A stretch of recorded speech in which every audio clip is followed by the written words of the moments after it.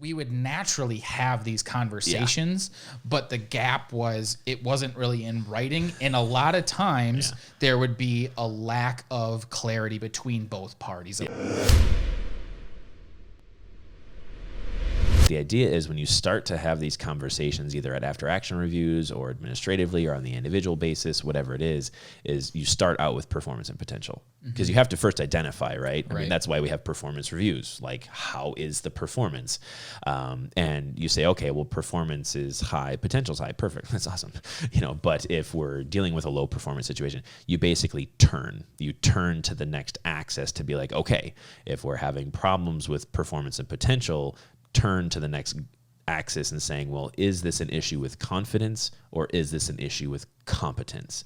And it's like, oh, well, we have confidence and competence. That's not our problem. So you tick to the next axis where it's consistency and clarity. So that's where if we have an employee who has low performance but high potential, we kick to the next grid where, no, they're confident and competent. They can do it. And you kick to the next grid and it's like, oh, they're not consistent and they're not clear. Oh, well, their performance issue is because they are neither consistent nor clear on what this problem is. And then looking at the grid of low consistency, low clarity is what we identify as a global failure. Right. So it's a way in which you can kind of move a problem or move a person away from just being a performance potential issue and then saying, oh, well, where does the problem actually lie? Right. Yeah, because what would end up happening in a lot of the conversations that I've had just within the performance potential grid is in the problem child situation, which for those that are listening, that is a high potential type person, but a low performer.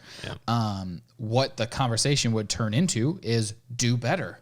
I know you can do better, so just do better. Right. Well, how? Or, there would be an extension of that conversation, which in a lot of areas would be just fine. Like we can have the conversation about, well, here's how you do it better. We're going to increase clarity. Right. I believe in you. We're going to increase confidence. Right. We're going to put together a training mechanism for you to practice this for the next 3 weeks. We're going to increase competence.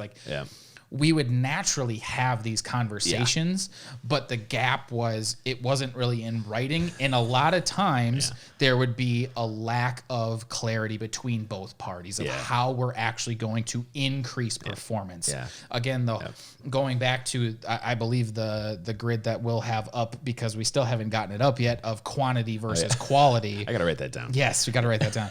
The whole point of this is to increase quantity while maintaining quality. And to maintain quality, we have to maintain a high level of performance. Well, how do we do that? Mostly with the other 4 variables. So when we see a dip in performance, why is that happening? Hey, you made it to the end of the video. Thanks for watching. If you want to watch this full podcast, go ahead and click up here. If you want to watch our newest podcast, go ahead and click down here. And if you want to subscribe to see everything else that we do, go ahead and click right here. Thanks.